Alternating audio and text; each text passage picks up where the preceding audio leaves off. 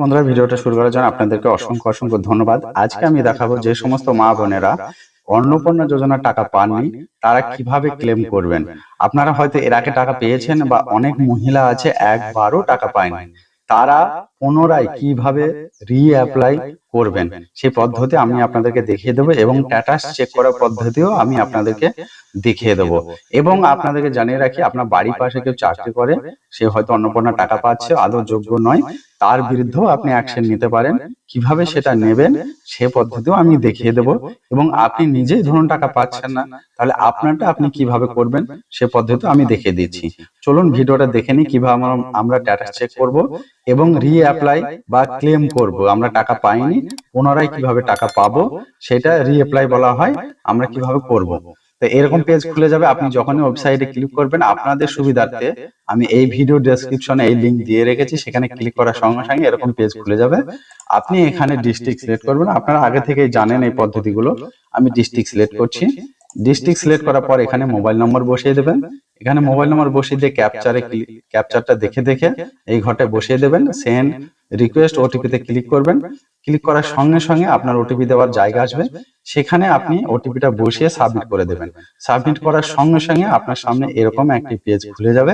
এটা এখানে ক্লিক করার সঙ্গে সঙ্গে তার বিরুদ্ধে কিন্তু অবজেকশন সরকারের কাছে চলে যাবে, যে অন্নপূর্ণা পাওয়ার যোগ্য নয়, তারপরেও সে অন্নপূর্ণা পাচ্ছে। এটা কিন্তু গেল অন্য ব্যক্তির জন্য। তারপরে ধরুন যে ব্যক্তি অন্নপূর্ণা পাচ্ছে বা টাকা পাচ্ছে না, নিজের নামে করবেন, তাহলে কি করবেন? এই যে দুটো অপশনের মধ্যে আপনি কি করবেন, এই অবজেকশনে ক্লিক করার পর এই যে দুটো অপশন দেখতে পাচ্ছেন, এটাতে ক্লিক করবেন, ক্লেম বাই অ্যাপ্লিক্যান্ট, এখানে ক্লিক করুন।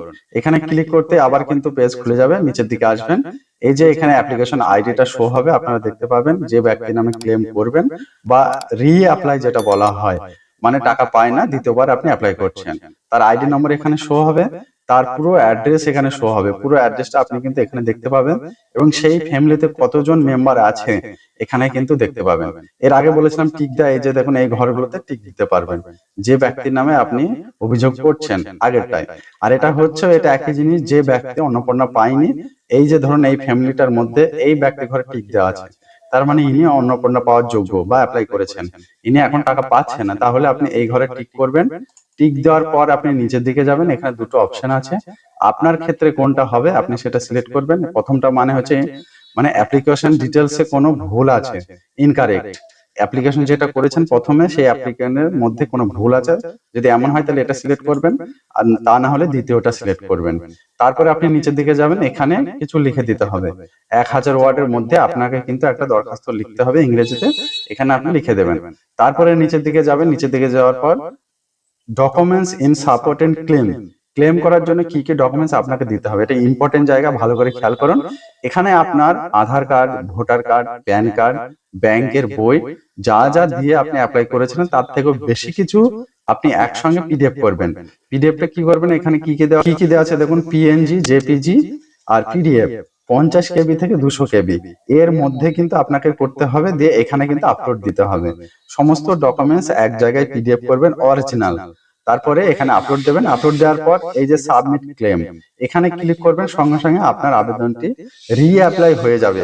অর্থাৎ অন্নপূর্ণা টাকা পেতেন বা আগে পাননি, তাহলে রিঅ্যাপ্লাই হয়ে গেল। এরপরে সরকার যাচাই করবে, তারপরে থেকে আপনি কিন্তু পেতে লাগবেন।